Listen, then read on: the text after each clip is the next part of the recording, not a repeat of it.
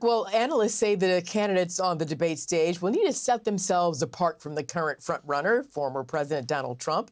And as Alexandria just mentioned, our latest Fox Business poll out of Iowa shows support for Trump is holding steady at 46% with a 31-point lead over his closest rival. Maura Gillespie is here. She is Bluestack Strategies founder and former advisor to Speaker John Boehner. So, Maura, I want to start with another Fox Business poll of Iowa caucus goers.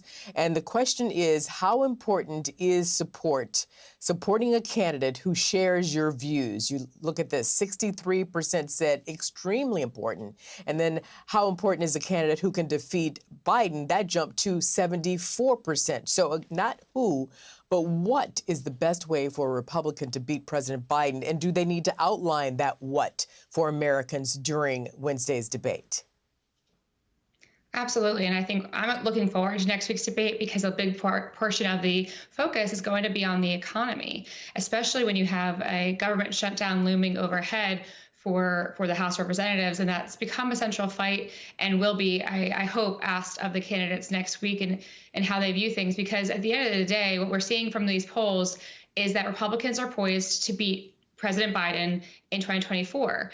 And what we need is somebody who has a handle on these issues. And how we need to win is not by having a government shutdown. We don't need members like Matt Gaetz running to the cameras, proud of his efforts to shut down the government, because we've seen historically that when you do so, we will not fare well in the next elections. We will be penalized by voters for doing so. And I hope to hear from candidates their robust policies on how to turn our economy around, but especially how to avoid a government shutdown.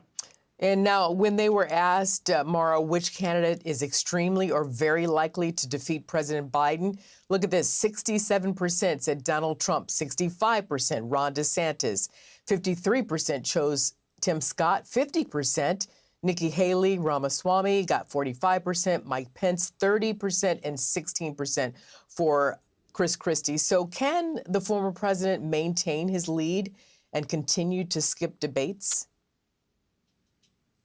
He certainly can in polling, but what we've seen from the first debate, that those candidates up there really jumped in their numbers. Nikki Haley especially saw, big impact on her campaign and people who are looking to support her. And in polls, we saw that Nikki Haley would far surpass beating current President Biden in a head-to-head matchup. So I think that is pretty telling, and it's something that, again, they could really capitalize on next week in these debates by continuing to build momentum and separate themselves from the pack, but also to point out why they are better suited to be our nominee than President Trump. And I really look forward to hearing from each of them because, again, 6 of those 7 that you just showed on the screen there are going to be there next week. And we'll get to hear from them directly as voters. That's critically important. We need to hear from the candidates who are running for office. They should want to earn our votes. And Donald Trump should also want to earn our votes. So it's a shame that he won't be showing up yet again. How can Nikki Haley maintain her momentum?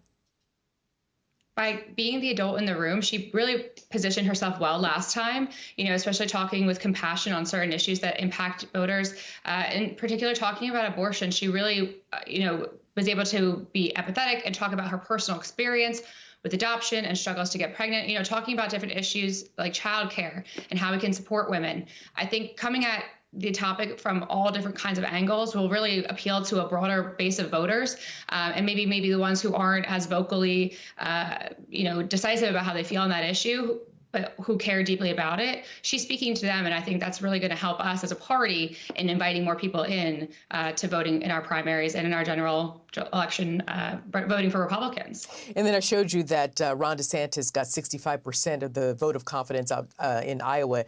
Can he maintain that outside of Iowa?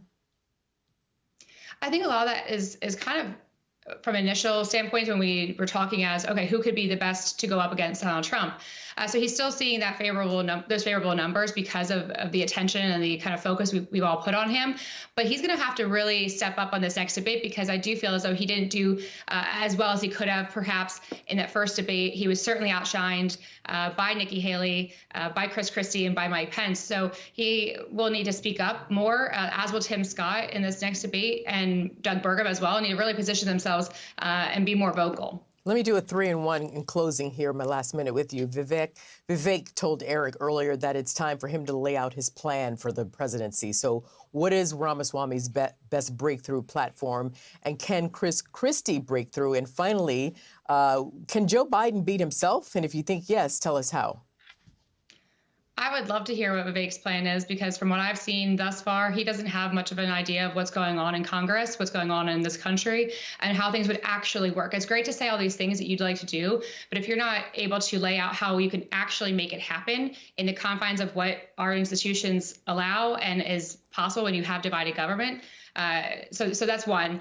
Two, I do think that there's an opportunity for Republicans on stage to point out, again, that Joe Biden's approval rating is at an all-time low, and the American people's confidence that he could complete, let alone achieve, a next term is, again, very, very low. So there is a huge opportunity for Republicans, both for the presidency and down ballot, to really capitalize here. And I hope we do take it seriously and really with thoughtful responses next week. Does Chris Christie have a shot? Yes or no?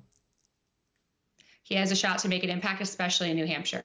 Maura Gillespie, thank you very much. We'll see you again. Take care. And by the way, guys, do not forget to tune in on Wednesday to the second Republican primary debate live from the Reagan Library in Simi Valley, California, hosted by the Fox Business Network and also airing here